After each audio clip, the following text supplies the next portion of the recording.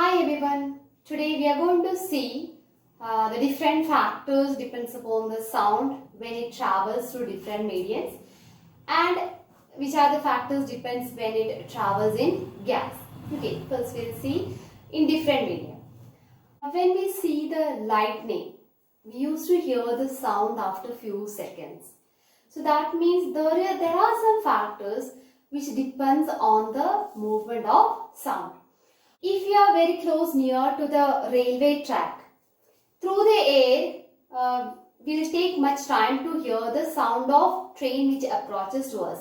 Instead of that, if you keep our ear on the railway track, we can hear the sound very earlier when it is very far away, when the train is very far away from us. So that means in different media, there are few factors which decide the speed of sound. Today we will check out which are the factors.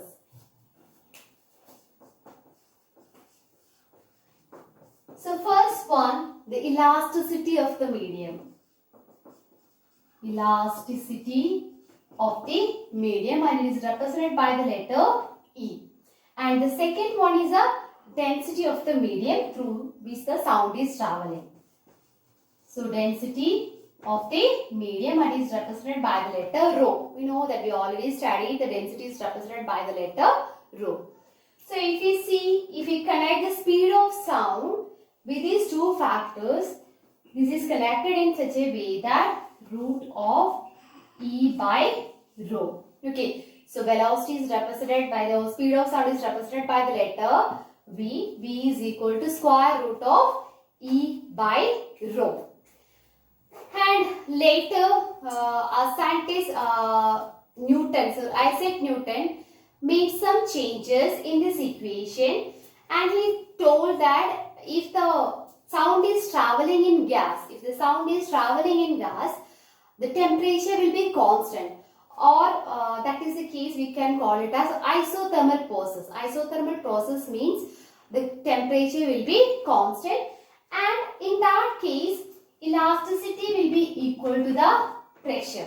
Okay, in isothermal case, in gas, elasticity will be equal to the pressure, and he rearranged the equation like this way: pressure divided by density. Okay, pressure divided by density, and we know that the speed of sound is 330 meter per second. When he substituted the data according to this one, the velocity of sound in gas, we got it as 279 meter per second. It is actually less than that of the original speed. Then later on, another scientist called Laplace, he also made some changes, and according to his theory, when the sound is traveling in a medium, there is no heat transfer is happening, or it is called adiabatic condition or adiabatic change. During the adiabatic change, we can introduce one more factor that will make this 330 meter per second. So he rearranged the equation like this way.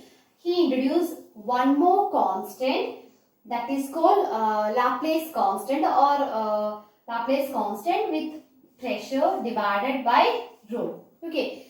So or simply the elasticity and the density is the factors, and Newton and Laplace made such arrangement which connect the pressure and another constant called elasticity or Laplace constant. Okay.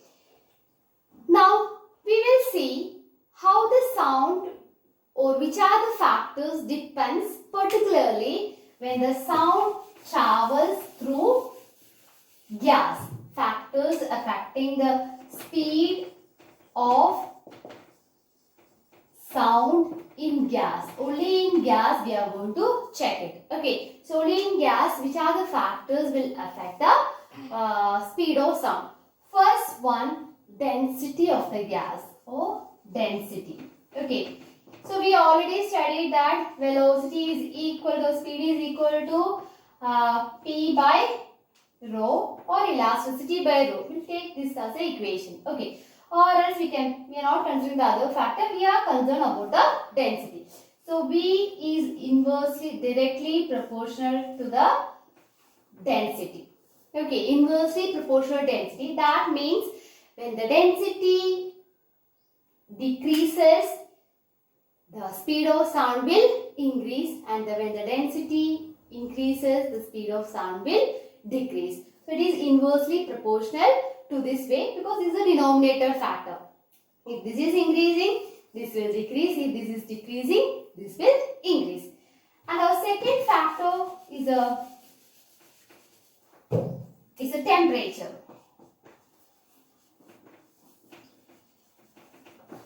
So temperature and velocity or speed of light and temperature is directly proportional to each other, square root of temperature, where speed of light is directly proportional to square root of temperature.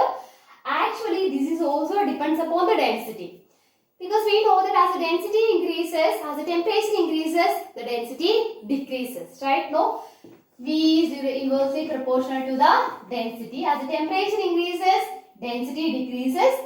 If density decreases, automatically speed of sound will increase. So these are directly proportional. Now third factor is humidity. How humidity will affect the speed of sound. Humidity and velocity or speed, that two directly proportional to each other. So as comparing with the dry air, the humidity, the density of the humid air is 5 by 8 times of the dry air. So automatically as the humidity increases, the density of the medium decreases, and obviously the speed of sound increases comparing with the dry air.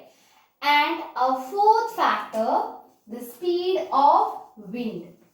The speed of wind. Okay. Speed of wind means we know that when we are talking, if the wind is opposite to our direction, automatically the speed of sound will reduce.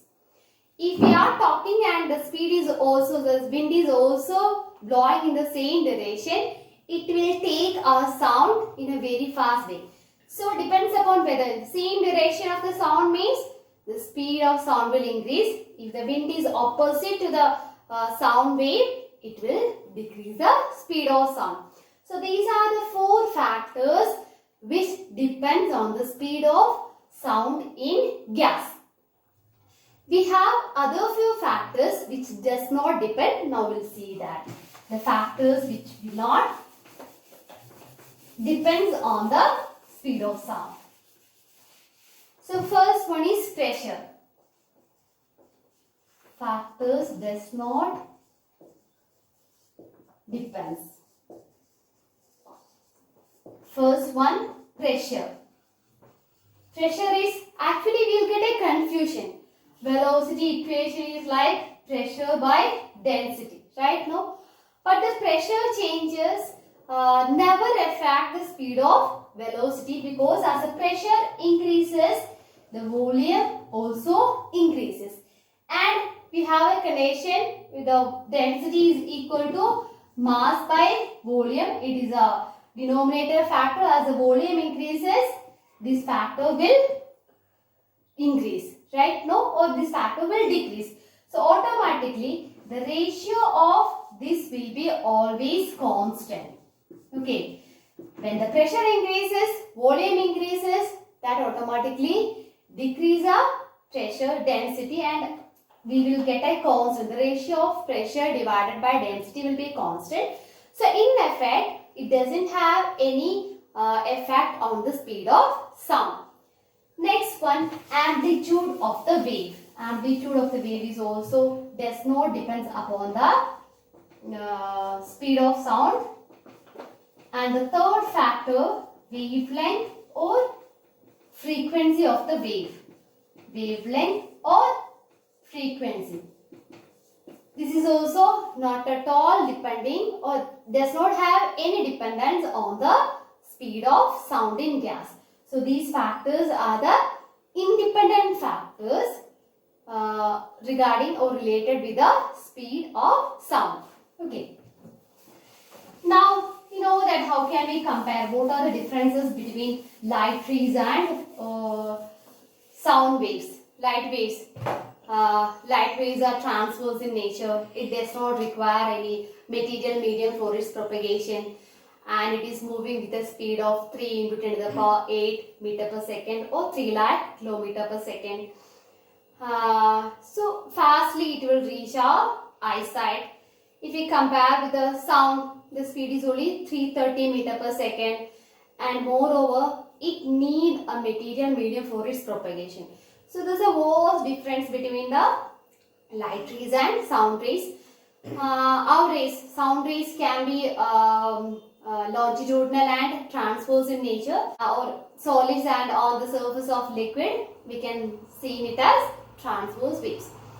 And how can we find out the velocity? By experimental method, we have an equation, same equation for velocity or speed. Velocity is equal to distance by time. Okay, these are the things which is related with the sound when it propagates through the medium of air, solids or liquid. Now, we can divide the sound waves into 3 categories on the basis of its frequency range. Okay, on the basis of the frequency range, we can divide the sound wave into 3 different categories of spectrum. First one, infrasonic,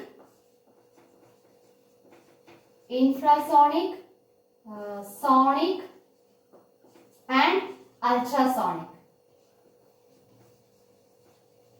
Okay, so infrasonic sound wave means the sound which is having less than 20 Hz frequency. Less than 20 Hz frequency, we used to call it as the category of infrasonic. Sonic, or this is called audible sound. Okay, sonic or audible, that means 20 Hz to 20,000 Hz or 20 kilohertz. Okay, so this is audible range, means this is the range what human beings can hear. Okay, this is the range what human beings can hear is called audible range or sonic sound. It is having 20 Hz to 20,000 Hz or 20 kilohertz.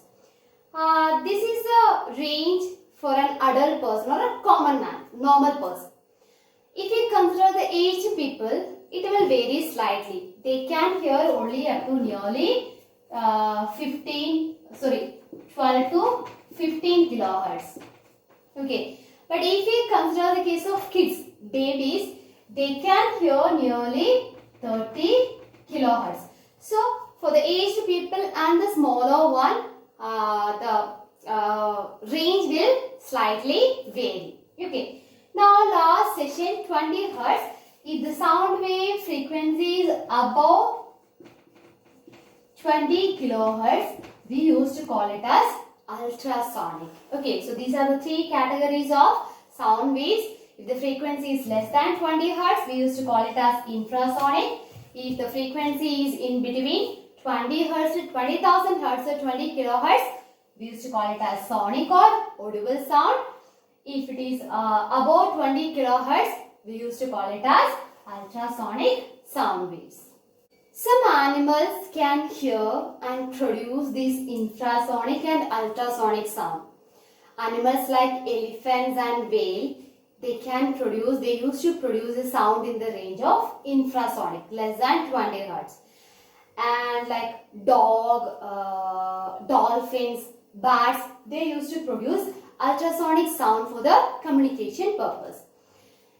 Now we'll see the application of ultrasonic sounds. Comparing with all these things, we have more industrial application with this ultrasonic sound, and there is some reason why we have application much more with the ultrasonic comparing with the infrasonic. The ultrasonic waves are